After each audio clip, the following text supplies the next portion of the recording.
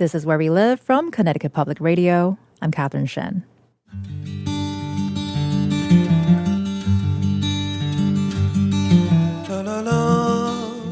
The Trump administration recently moved to slash government spending by targeting the Institute of Museum and Library Services, or the IMLS. The IMLS supports libraries and museums nationwide. Connecticut was hit especially hard. The state came inches away from losing a $2.16 million library grant, funding that the state has depended on for nearly 2 decades. A federal judge blocked the cut last week and the grant was reinstated, but library leaders say it's no time for celebration. The threat of losing funding rattled cultural institutions across the state and raised serious questions about the future of federal support. Joining me now is Deborah Schonder, who's a state librarian for Connecticut. Deborah, thank you so much for joining us today. Good morning. Thanks so much for having me. And also with us is Scott Jarzenbeck, who's the president of the Connecticut Library Association. Scott, appreciate you being on as well. Great to be here. And a familiar voice here, Lisa Hagan, our federal policy reporter for Connecticut Public and Connecticut Mirror. Lisa, welcome back. Great to be back. And listeners, let us know if you frequent your local library or museums. Tell us why. Give us a call, 888-720-9677, or find us on Facebook and Twitter at Where We Live. So, Lisa, last month, Connecticut was one of 3 states to learn that its federal grant for public libraries was terminated mid-year. What were the other 2 states, and do we know why Connecticut was targeted? Yeah, so Connecticut was one of the 3, along with Washington State and California, and they were never really given reasons as to why just those 3 were targeted mid-year. And so, everyone got a letter saying that basically their grant did not support the president's priorities anymore, did not support the agenda. They would be repurposed. And so obviously that is since those funds have been reinstated. But at the time, it was just those 3 states that were targeted as part of the IMLS executive order. And do we know why the Trump administration has since rescinded the funding cut, the reasons behind that decision? We also don't know the reasons behind that as well. It was interesting timing, though. I think Connecticut was informed right before there was another hearing in the lawsuit about the IMLS executive order. And so by the next day, there was a preliminary injunction in that case. So you can imagine that lawsuit might have played a role in their thinking. But no formal reasoning was given as to why they were reinstated. Well, then we've been talking about libraries, but museums also play a big part here. Can you talk about how funding cuts been rescinded for them as well? Yeah, so exactly. Not just libraries, but for museums as well in the state. All different kinds of museum grants. So not all of them got the same kinds of grants. It impacted Mark Twain House and Museum in Hartford, the Lyman Allen Art Museum in New London. And so, again, both different kinds of museum grants, but both those museums did have to lay off either consultants or full-time staff that were there. And so I actually caught back up with Sam Quigley at the Lyman Allen Art Museum just to say, hey, Connecticut libraries, they got some of their funding back. Did your grant get reinstated? Mm-hmm. And no, as is time, they did not get their grant reinstated. So they're still seeing the fallout of the loss of that funding. Well, so many moving parts here as we have this conversation. And today we are going to hear a lot about the Institute of Museum Library Services, or also known as the IMLS, just to make it a little bit easier. Can you tell us what exactly does the IMLS play in keeping libraries across the country open? And is it one particular grant that took the hardest hit? Sorry, I'm going to repeat the question for Lisa. Are you good?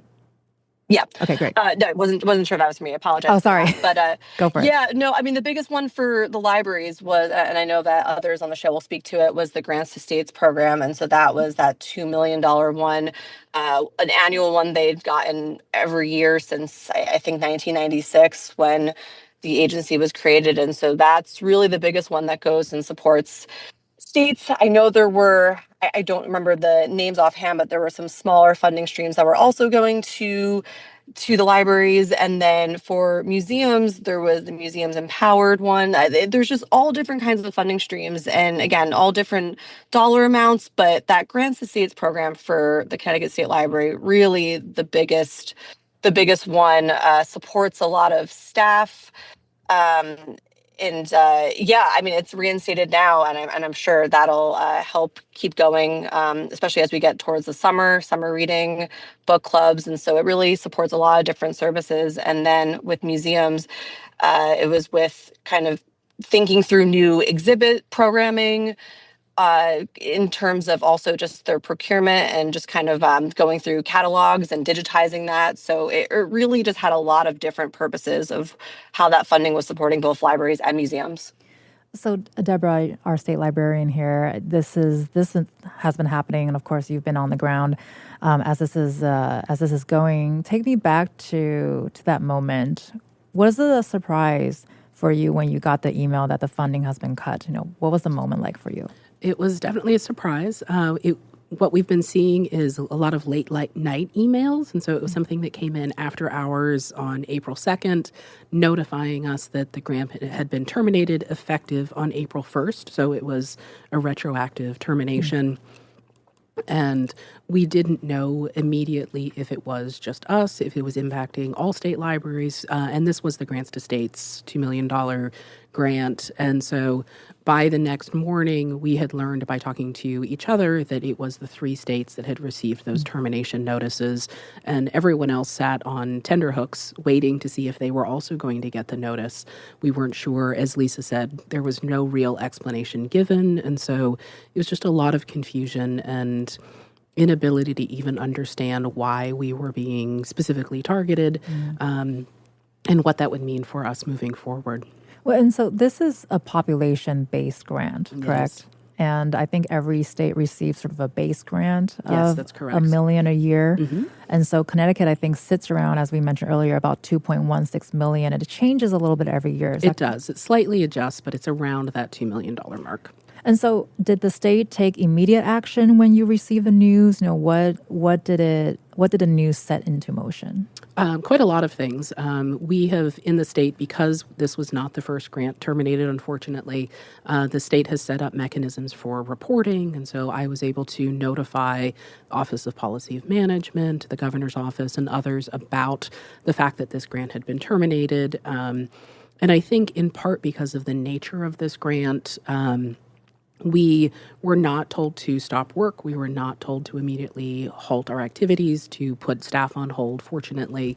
And it allowed us to have the time to figure out a little more, get information. And so we were able to talk quite quickly to each other and have a lot of people working on the problem. Well, and Scott, you're with the Connecticut Library Association. What was that moment like when you learned that funding has been cut? We weren't surprised. It actually had been a long-standing conversation. We had kind of been reading the tea leaves. We saw the actions of the administration the last go-around. So we really kind of, and this, we speak to our colleagues across the country as a section of ALA, and a lot of us were kind of expecting something like this. The magnitude of it was much larger than we would have guessed. And so we've been talking about how the IMLS does provide about $2.1 million for Connecticut. Can you help me understand further how much federal funding libraries in Connecticut actually depend on? Is it a big portion of the overall funding?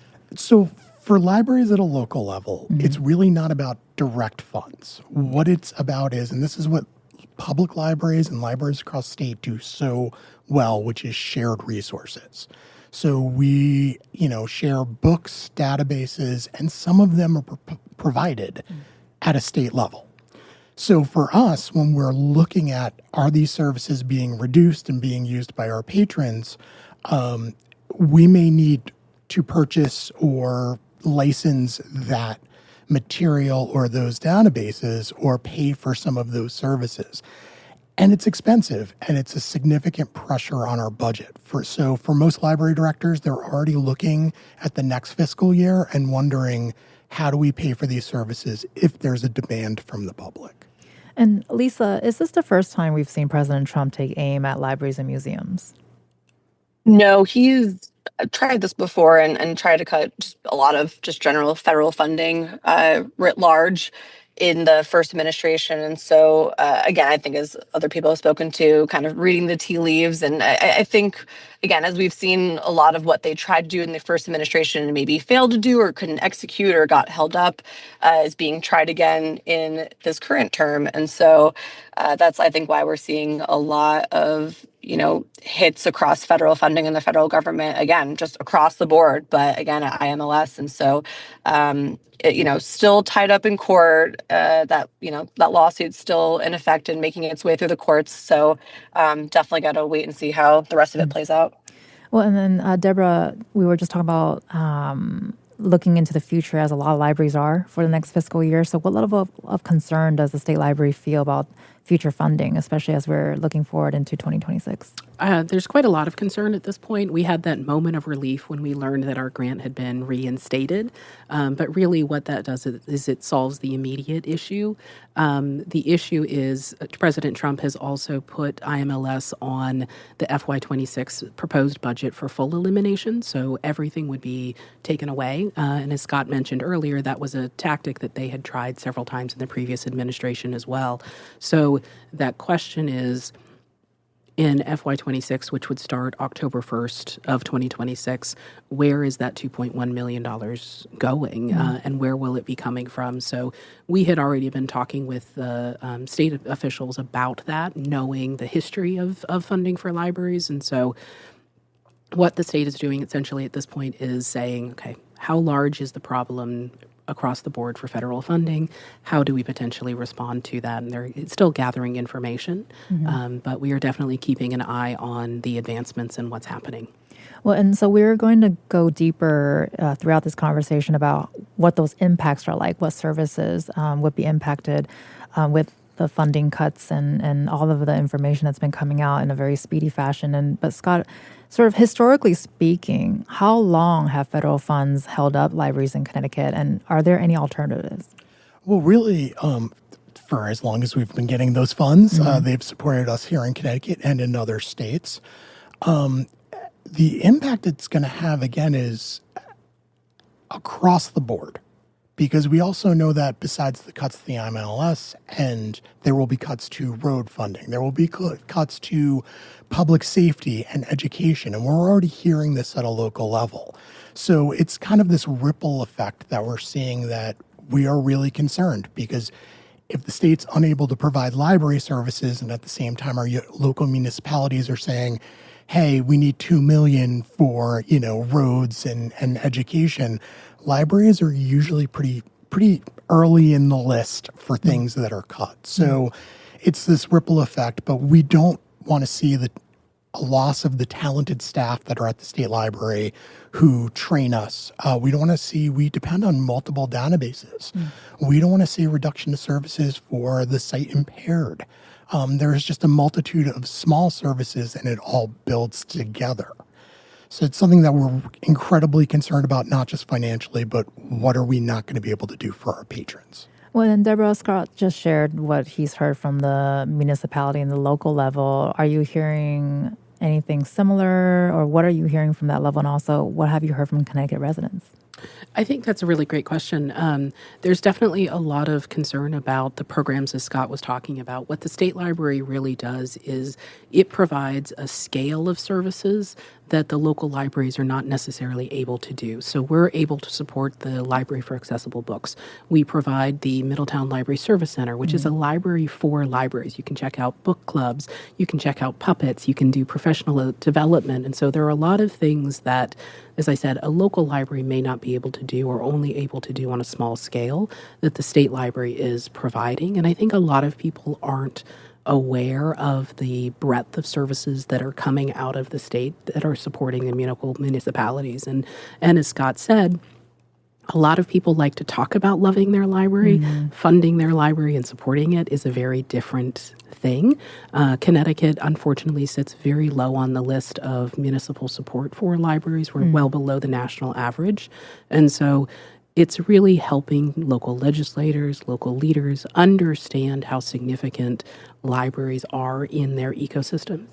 Are probably the town library, the town department that is open longer than any other. It's the place where people come to warm up and cool down, in addition to all of the services they get. So it really is a question of, if this funding does not come in, how are we going to make it up? Because I think we're one of the most efficient departments in a town, and so it's really important to continue seeing that provided. Well, and rolling into that support, Scott, as we were talking about budgets for 2026 are already being talked about right now. That's not far from your perspective, is it? No, not at all. And, we just finished our budget process, but we're already having, and this is the earliest we've had a conversation about the next budget. And, I think libraries really are an example of good governance. We do a lot with very little and provide a ton of services. What the state does for us is make sure that it's equitable, so that libraries that are in smaller communities, which, I'm lucky I serve a well-supported library, but I also live in a municipality where there probably could be a little bit more support there. So what they do so brilliantly is just make sure that we all are able to provide at least close to the same level of services. And I would absolutely hate to see that go away. You've been listening to Scott Jarzenbeck, who's the president of the Connecticut Library Association, Lisa Hagan, federal policy reporter for Connecticut Public and Connecticut Mirror, and also Deborah Schonder, who's a state librarian for Connecticut. After the break, we'll talk more on the future of Connecticut's cultural institutions. Let us know if you have any questions or if you'd like to share your own experiences going to libraries and museums. We would love to hear it. 888-720-9677, or leave us a comment on Facebook and Twitter at Where We Live.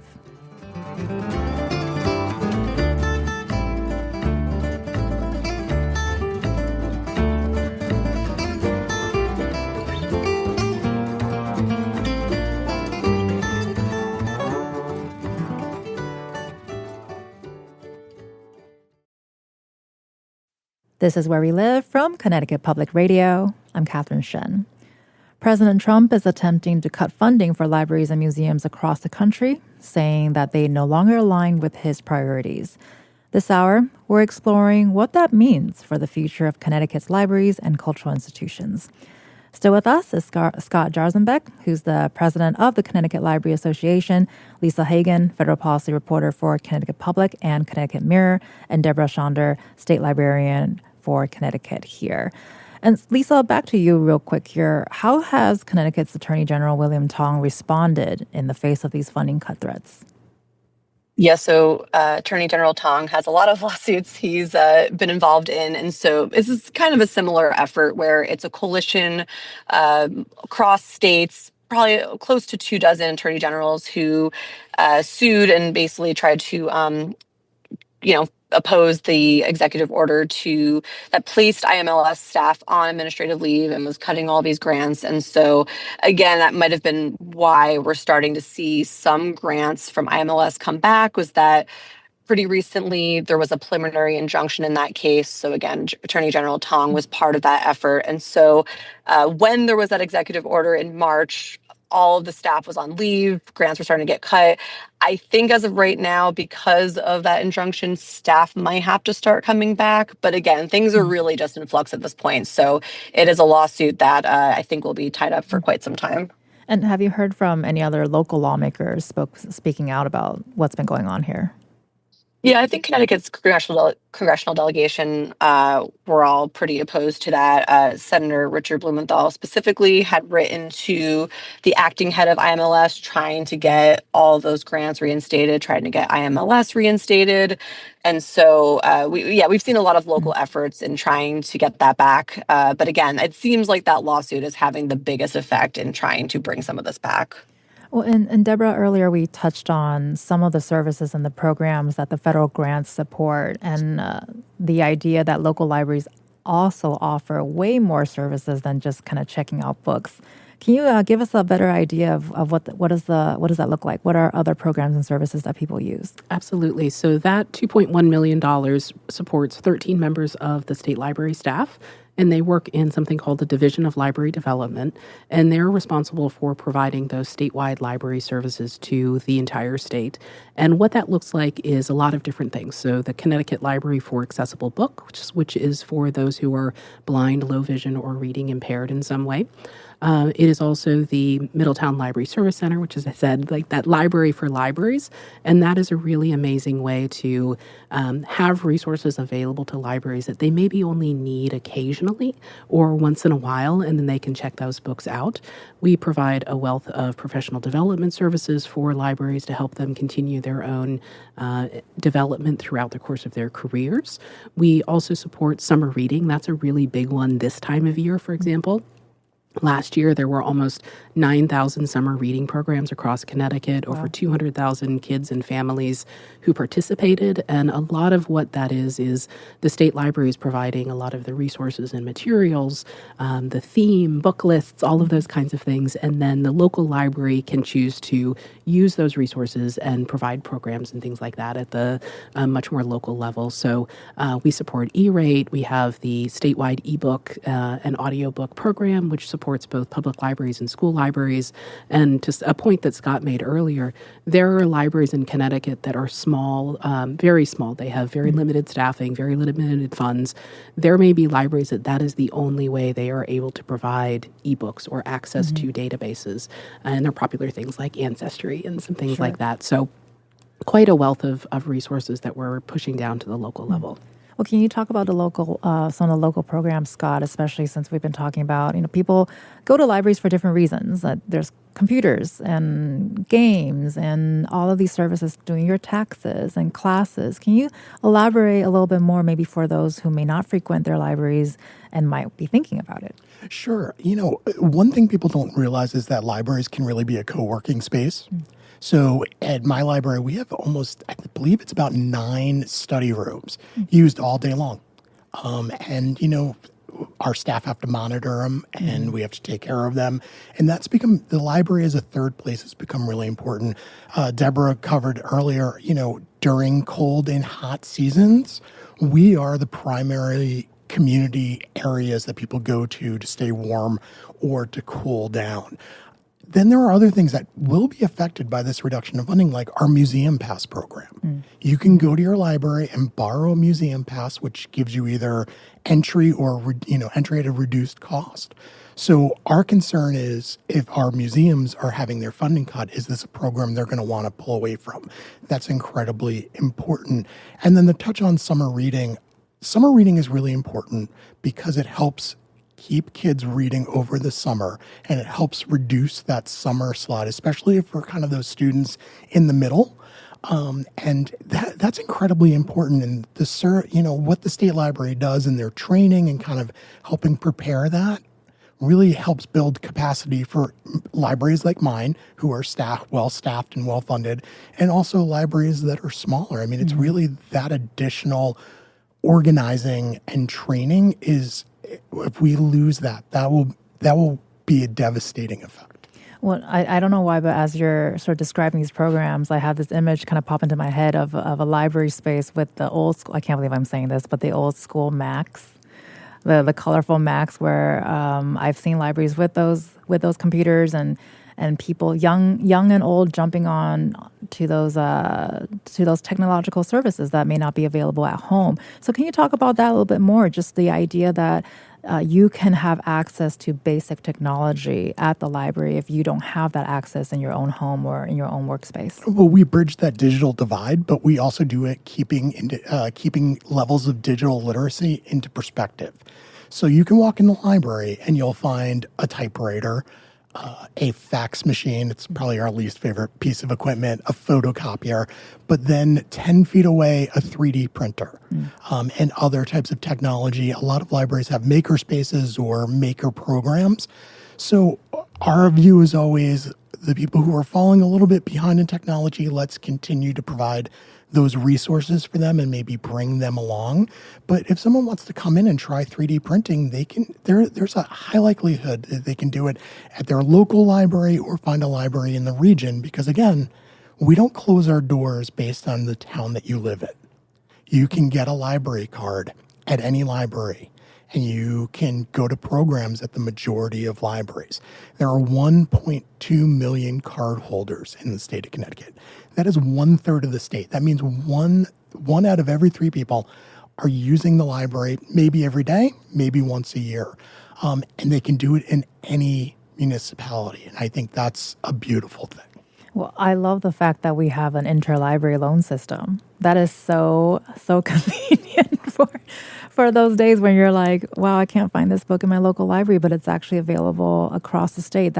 I did not grow up with that system. It's a very unique Connecticut institution. So Scott was talking about this. Can you actually elaborate and explain what is the interlibrary loan system? Absolutely. So this is a program that's called Connecticut. That was kind of the old name for it. And what it allows somebody in Connecticut to do is if you have a library card from one municipality, you can go into any other library and you can check out the books there. And if you don't want to make the trip itself, we have a delivery program, and the libraries can all communicate to each other. You can go on to the library catalog online and you can request a book, and within just a very few days, it will be at your local library for you to pick up. And so that's one of the services that the state library also supports and provides using the federal funding. So last year we moved about 1.5 million books around the state. And it really does expand your horizons. You're not limited to what the local libraries were able to do. I grew up in states elsewhere where you didn't have that service. And it is amazing how much that opens up the world of what you can read and access. And so it's really one of the things that is the strongest and best things about Connecticut Library Services. I feel like it's almost giving me too much power because I get very click, oh, I need that. I need all of these Am I books. going to read it right now? Maybe not, but I really need that emotional support book. And one other thing, which I think is my favorite part, is you can drive to a library, visit it, borrow the book. You don't have to go back to return it. And that's really popular for some because it's, and the Connecticut Library Association has a Library Explorer program. So every 2 years, we actually do a passport program, and we encourage people there are some people who have visited now every library in the state of Connecticut. My sons and I do about 8 every year that it happens. I think that's all we can fit in. But it's great, and people really should go to these different institutions. There's some gorgeous libraries out there that are fun to visit, and that our programs are going on. And it's just, every time I step into a library, I'm just amazed at how different every library in Connecticut can be. Sure. But it's a compliment, and it's also a reflection of their community. And then sometimes there's just these incredible, the library in Ansonia, Connecticut, it looks like it's out of Harry Potter, like a little mini Harry Potter kind of set. So it's worth just popping in your local library no matter where you are. And you can return a book. Right. You should return your book. Yes. Someone else is Please going to do. want to read Please that do. book. Right. And I want to touch on sort of the social aspects here too. And I'm curious to hear from both of you really in terms of who's going in and out of the library, especially talking about younger people, our teens and our young adolescents are actually facing a crisis of loneliness. And do libraries offer a space to sort of combat that feeling? Can people find community at their local libraries? And I'm not going to lie, when I go to my library, sometimes I get intimidated with the teams of teenagers hanging out in their spaces and they're just having a good time. Yeah, and I think you see that in libraries across the state. That's been one of the recent trends, is really creating a space specifically for teens and younger people so that they feel like they can come in, use that space, and it is theirs. It's decorated differently. The furniture is different. The books that are there are different. And it really is creating that sense of community. I mean, a lot of these kids were the ones who grew up during COVID, who were having to do online school and not being able to develop friendships and relationships in the same way that we did growing up. And so we're seeing that in libraries across the state. One of the things the state library does is it provides construction grants. So libraries can renovate and expand and build libraries. And we're seeing a lot of requests for teen spaces, for example, to really section it off. They can speak as loudly as they want. They can have their activities. They have dedicated librarians who are there. So it's been really wonderful. And I think we've also seen with Book Talk and other things like that, there's been a resurgence of interest in reading, which is wonderful. So we're happy to support it. And that's where it helps another age group, which is also having kind of that loneliness crisis, which is our elders, our seniors. I have noticed over the last few years, book clubs have become so popular, or we are running so many at just my library. And sometimes the people admit, hey, I didn't really read the book. They're just there for the conversation, to be around people. But it's also activities. We offer, programs like chair yoga and Tai Chi. And it's bringing in individuals during the day who they're not at a senior center. They're staying home. They're retiring in their home. This gives them the opportunity to do those activities and do it in a way that helps them with kind of, we know there is cognitive decline, and we know that we can combat that with activities, conversations, and socialization. And I think libraries do an incredible job of that. So I think the theme today is there is no judgment if you don't read the book. It's okay. Okay. Yes. Well, and then Scott, because you've also written about the link between libraries and democracy, we'd love to get more thoughts on that. Can you talk about the ways that the two are connected? Well, I mean, without a free flow of information, and when we say free flow, we don't mean everything. Librarians, you need a master's degree to do our job, years of training and continuing education. We are the curators of knowledge. Our collection is a reflection of that. Fiction and nonfiction. Sometimes you learn more from fiction than you do from nonfiction. So that information's out there, and we do keep it balanced, and we make it so that it's available to anyone, really with ebooks in databases at any time. Once you start to remove books because you don't agree with them, once you don't have the budget to do those programs and buy that material, you are now pulling back on the free flow of information. And again, nothing's more democratic than a library. You walk in and there'll be someone sitting at a table who maybe came there on the bus and they're struggling with housing, and they could be sitting next to somebody who came in a Mercedes-Benz in the parking lot. I mean, it really, if you look at a public library, the people that are in the room together, it's pretty amazing. When I want to get back to the people bit and over here, because we've been talking about funding cuts, and while funding is continued for now, President Trump did recently take action of firing the Librarian of Congress. Can you talk about who was this librarian and why does that matter? Dr. Hayden's like a personal hero of mine. I actually got to see her do a story time at the Cooperstown Library, and then her and I had a conversation because she had a connection to the community I served at the time. This is a brilliant person. This is someone who is an incredible and award-winning library director. I can't think of anyone who really represents libraries any better than Dr. Hayden, and I just don't get it, and I don't get it. She had a term. You could have just at the end of the term said sorry. And again, it was one of those, I think it was a 6:00 email.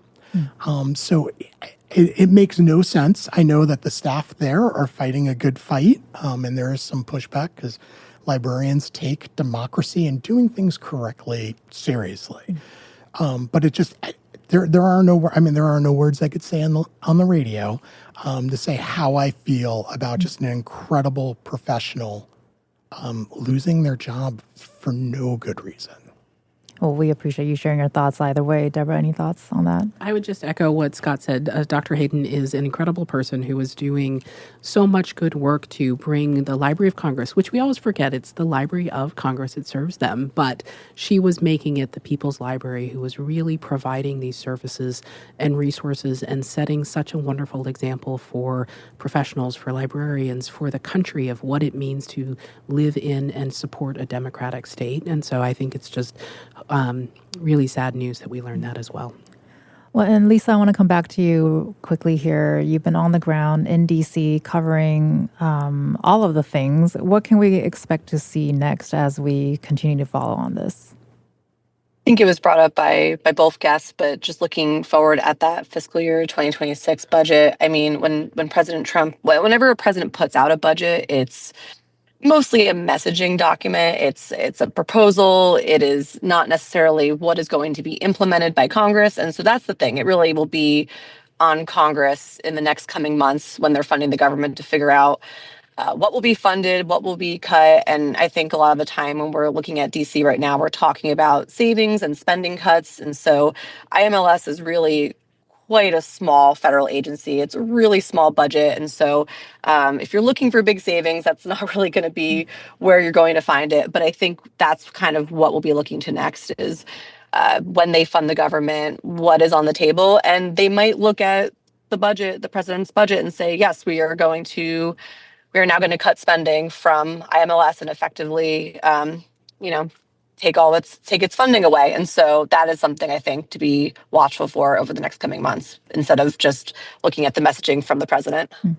And Deborah, what do you want people to know about how they can support their local libraries? That is such a great question. So, to Lisa's comment earlier, letting your federal delegation know how you feel about it and how important federal funding is for libraries. But then at the local level, same thing, letting your local selectmen, letting your boards of education, letting your state officials know how important your library is, and whether that is supporting it with your dollars, but also your attendance, just showing up, going to those programs, using the resources, and letting people know how important it is going to demonstrate the utility and importance of libraries in their communities. And Scott, really quickly here, any thoughts to add to what Deborah just said in terms of attendance or funding? I would say just speak again with your local officials, state level local officials without a doubt, but also local. Let your select persons know, your members of your RTMs, let them know the importance of the library, that we need to keep libraries open and we need to fund them in a way so that we're not reducing hours, that we're not reducing resources. You've been listening to Scott Josenbeck, who's the president of the Connecticut Library Association. Scott, appreciate your time today. Thank you. You're also listening to Deborah Schonder, who's our state librarian here in Connecticut. Deborah, appreciate your time. Thank you. And also Lisa Hagan, who's a federal policy reporter for Connecticut Public and Connecticut Mirror. Lisa, always appreciate your time. Thanks for having me. And after the break, we hear from the executive director of the Mashantucket Pequot Museum, and we'll hear about how they're faring after funding cuts were not rescinded. You can join the conversation, 888-720-9677, or find us on Facebook and Twitter at Where We Live.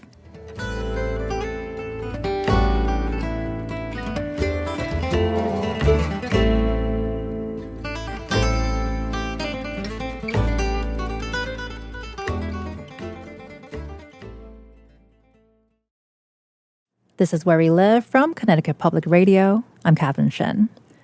President Trump recently took aim at the Institute for Museum and Library Services. This is an agency that provides funding for libraries and museums across the country. While a legal challenge forced some of the funding cuts to be rescinded, some museums across Connecticut have not had funds reinstated. Joining me now is Joshua Carter, who's the executive director of the Mashantucket Pequot Museum and Research Center. Josh, thank you so much for joining us today. Thanks for having me, Catherine. And so I want to start off here. Can you tell us where is the Mashantucket Pequot Museum located, and what can visitors expect to learn there? Sure, yeah. So we're located in our traditional homelands of Mashantucket, which is located in the southeastern corner of Connecticut, the lands that we've continuously existed on for thousands of years. Our mission here is to strengthen Pequot culture in order to honor and serve our tribal family and friends. And so our culture is one of service. We have a living culture, and our museum takes our guests on an experiential journey going back about 18,000 years, understanding how this landscape came to be, how it's changed throughout time, and hopefully to better understand our relationship to our non-human and human relatives, and how that relationship continuously exists today. The Mashantucket Pequot Museum is the largest Native American museum there is. We have over 300,000 square feet of space, over 80,000 square feet of exhibit space. We have 12 original films, 186-foot viewing tower, guided tours, enrichment programs, traditional art workshops. Folks that come to see us can expect to see living exhibitions that are based on our traditional relationship with the seasons and the corresponding moon cycles. And hopefully our guests can expect to have a little bit of fun learning about the original people of this land that we all now share. Well, and we've been talking about how potential federal funding cuts have been impacting services throughout this hour. Josh, how have President Trump's recent actions impacted the Mashantucket Pequot Museum? Yeah, great question. So the first grant that was rescinded was an NEH Teachers Professional Development Grant. As I'm sure most are aware, the Connecticut State Department of Education created a mandate, I believe in 2022, in which we were hopefully going to work with our educators in order to incorporate traditional Native American culture, history, and learnings within the curriculum for our students. And so we worked with NEH on a grant that would provide a week-long professional development for teachers, hopefully providing them with the tools in order to support that mandate and provide the necessary content for them to build curriculum.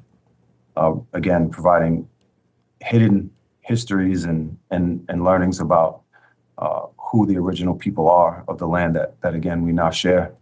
And so fortunately, we were able to find the funds to continue that workshop. And so that'll happen this July. It's going to happen the 6th through the 10th of July, right here at the Mashantucket Pequot Museum. And we'll take those learners, 35 all across the United States of America.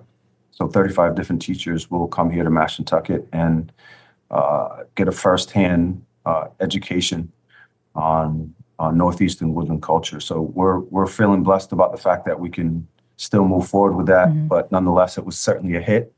And the second grant that we have not had reinstated, and you and your guests have spoke to this earlier, the IMLS grants, and one in particular was for our Pequot Women's exhibit.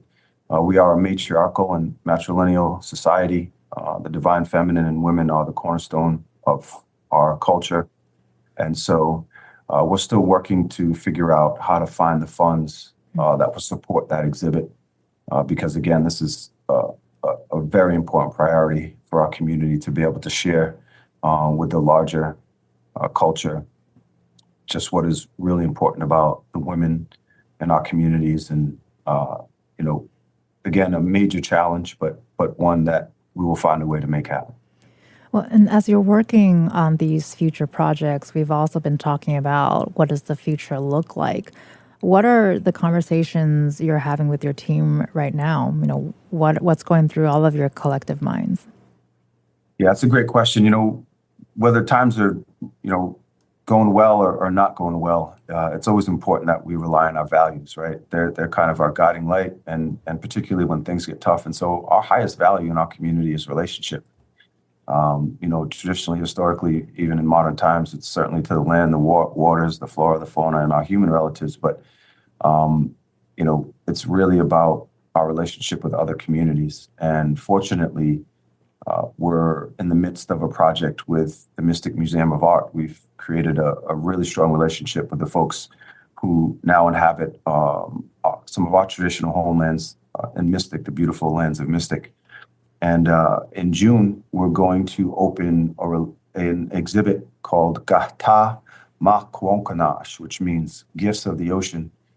Their theme, the Mystic Museum of Art's theme for this year's exhibits is forced migration. And so they reached out and we struck up a really strong relationship immediately. Susan Fisher and her team there have been amazing. And so on June 27th, we will open the Gifts of the Ocean exhibit. And we're really excited about that. But it's just one of the examples of how, and I know the guests had spoken to this earlier, how important it is to share resources. And sharing resources should be based on relationships. And, we have a relationship-based value system in which relationships are more important than the work that needs to get done. So that is what we're going to focus on, as opposed to getting the work done and hoping that the relationships pan out. It's a little bit different than some approaches. But again, we're really all about trying to collaborate with folks in hopes that we can find mutually beneficial opportunity. Well, it sounds like in a lot of these spaces, you share sort of the same momentum of continuing the collaboration or creating new relationships and friendships here and talking about that cultural value. So as you're working on this with your team and also establishing those new or old relationships with other institutions, what does this work mean to you personally? Yeah, that's a big one. So who we are as a people was never meant to be walled up in a museum, but the museum itself is an amazing tool that allows us to share our story. And so, it gives me a tremendous sense of pride and connection, certainly to the ancestors that came before us. But it's a special honor to have that deep understanding of the relatives whose shoulders we stand upon and that have carried the cultural lifeways that are the foundation of who our nation is and always has been. And so I especially appreciate the opportunity to have an institution that provides experiential learning exhibitions and shows that our culture is alive. You know, many folks look at us as people from the past, and you know, they look at us in history books and you know, their social studies courses. But we have continuously lived in this region as the original stewards of this land. And so it's critically important that we carry on that responsibility today and for our community to have invested in the museum institution, to me, is critically important. And, you know, there's a saying from one of my favorite authors, you know, we rely on our ancestors for our identity, but what's most important is that we become ancestors worth descending from. And so it means an opportunity for me to provide the groundwork for my great-great-grandbabies to have a better understanding of who they are and where they come from. Well, and as you carry on the storytelling and continue to provide value for the generations beyond, and current, and you mentioned a couple projects that could use some support. How can people support the museum at this time, or if there's something that they specifically want to help on, where can they go? Yeah, great question. So you can hop right over to pequotmuseum.org, and we have a ton of opportunities for folks to get involved and, again, cultivate some healthy, mutually beneficial relationships. But just to name some specific opportunities, our overall aim in creating opportunities for folks to get involved with the Mashantucket Pequot Tribal Nation is our Misamonk Nitamp Foundation. Misamonk Nitamp in our language means giving friend. And so, as was discussed this morning, you know, many of our educators and learners don't have the resources to take advantage of all of the beautiful gifts that the state of Connecticut has to offer. And so this foundation, the Giving Friends Foundation, provides the opportunity for folks to donate programming, whether that be, again, guided tours or art workshops to a specific school, or just in general, in which we will hold those funds. We provide those for Title I schools. And again, you know, those that want to support can be as specific as saying, you know, Fitch High School, the 7th grade class, we want them to be able to experience your wampum workshop over at the museum. They can donate the funds, and we would work with the school to make that happen. And so it can be a general donation, or it can be very specific. We're also in the midst of planning for a Pequot Veterans exhibit. Many people don't know that Native Americans per capita participate in our armed services more than any other ethnic group. And so this exhibit will honor those Pequot ancestors and those Pequots of today that have served our country in the armed forces. Well, thank you so much for... come visit us and get involved, please. And all this information will be available on ctpublic.org/where we live. Thank you so much. You've been listening to Joshua Carter, who's the executive director of the Mashantucket Pequot Museum and Research Center. Josh, appreciate you sharing your stories with us today. Thank you so much. I'm Catherine Shen. Today's show is produced by Chloe Wynn. Our technical producer is Dylan Reyes. Download Where We Live anytime on your favorite podcast app. And thank you all so much for listening.